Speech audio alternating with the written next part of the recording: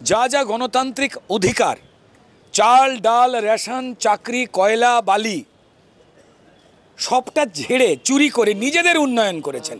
তাই ওরা বলেছে যে উন্নয়ন হয়েছে। দুর্গাপুজোর সময় যখন মায়েরা বোনেরা রাত জেগেছিল, সেই সময় প্রত্যেকটা প্যান্ডেল থেকে জাস্টিস ফর আরজি কর যখন ধ্বনি উঠেছিল, এই সরকারের অপদার্থ ওনার জন্য আমাদের এক ডাক্তার বোনকে নৃশংসভাবে পরিকল্পিতভাবে খুন হতে হয়েছিল বলে যারা মা দুর্গার সামনে সত্যের পক্ষে ন্যায়ের পক্ষে স্লোগান দিয়েছিল, তাদের এই মমতা বন্দ্যোপাধ্যায় পুলিশ দিয়ে অত্যাচার করে জেলে পুরেছিল।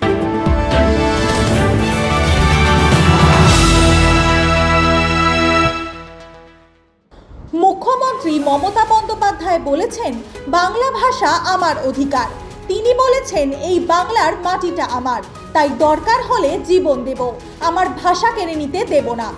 গত কয়েক মাস ধরেই বাংলার পরিযায়ী শ্রমিকদের উপর বিভিন্ন রাজ্যে অত্যাচারের অভিযোগ উঠছে। বাংলা ভাষায় কথা বলায় তাদের বাংলাদেশি সন্দেহে অত্যাচার করা হচ্ছে বলেই অভিযোগ। আর সেই ঘটনাগুলিকে কেন্দ্র করে বাংলা ভাষা নিয়ে এবার বিজেপি এবং তৃণমূলের মধ্যে একেবারে ধুন্ধুমার কাণ্ড বেঁধে গিয়েছে। বিজেপিও একের পর এক পাল্টা আক্রমণ হানছে। আপনারা দেখুন, মমতা বন্দ্যোপাধ্যায় বাংলা এবং বাঙালি বলতে অত্যন্ত আন্তরিকভাবে একটা সত্যি কথা বলছেন, আমরাই বুঝতে ভুল করছি। এই যেমন তৃণমূল চতুর্দিকে বলে বেরিয়েছে যে উন্নয়নের জোয়ারে ভাসছে বাংলা। না না, তারা বাঙালির জন্য বলেনি, তারা বাঙালি তৃণমূলের জন্য বলেছে, যারা সাধারণ বাঙালি মানুষের যা যা গণতান্ত্রিক অধিকার, চাল ডাল রেশন চাকরি কয়লা বালি সবটা ঝেড়ে চুরি করে নিজেদের উন্নয়ন করেছেন। তাই ওরা বলেছে যে উন্নয়ন হয়েছে। বলতে ভুলে গেছে যে সাধারণ বাঙালি মানুষের ঝেড়ে তৃণমূল নিজের উন্নয়ন করেছে, আর যে উন্নয়ন মানুষের চুরি করে এই তৃণমূল, তাদেরকেই তারা মানুষের চোখে দেখে, তাদেরকেই তারা বাঙালি বলে। যাদের লুট হচ্ছে তাদের বাঙালি মনে করে না।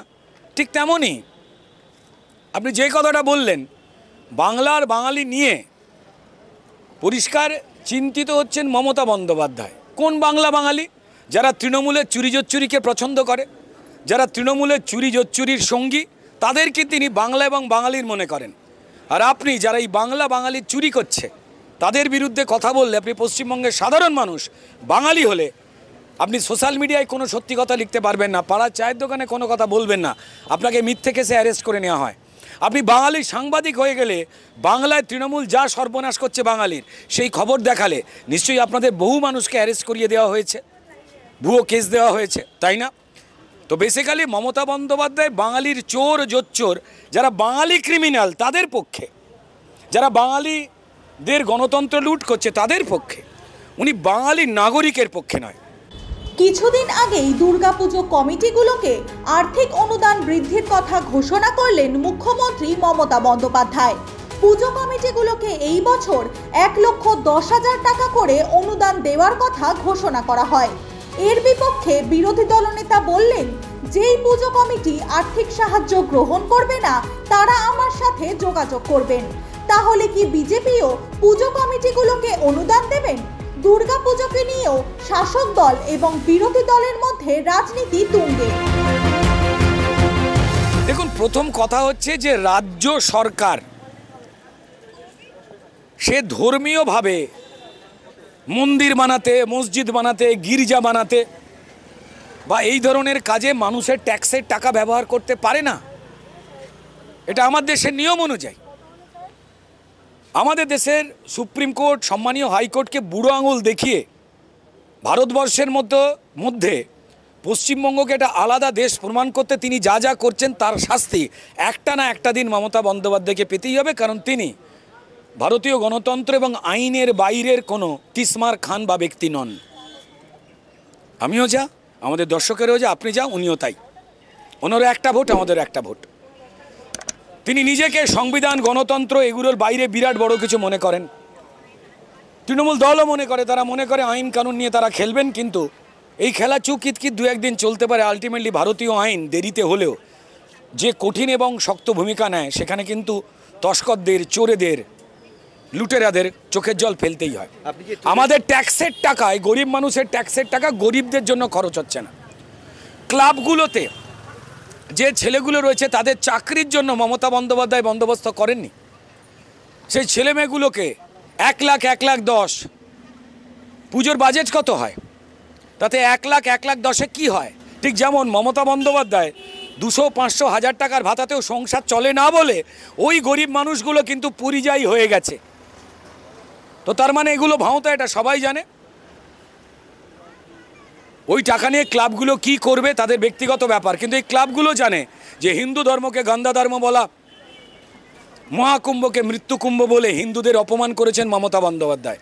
আর তারা কেউ বলেনি যে 2024-এ দুর্গাপুজোর সময় যখন মায়েরা বোনেরা রাত জেগেছিল, সেই সময় প্রত্যেকটা প্যান্ডেল থেকে জাস্টিস ফর আরজি কর যখন ধ্বনি উঠেছিল, এই সরকারের অপদার্থ ওনার জন্য আমাদের এক ডাক্তার বোনকে নৃশংসভাবে পরিকল্পিতভাবে খুন হতে হয়েছিল বলে যারা মা দুর্গার সামনে সত্যের পক্ষে ন্যায়ের পক্ষে স্লোগান দিয়েছিল, তাদের এই মমতা বন্দ্যোপাধ্যায় পুলিশ দিয়ে অত্যাচার করে জেলে পুরেছিল।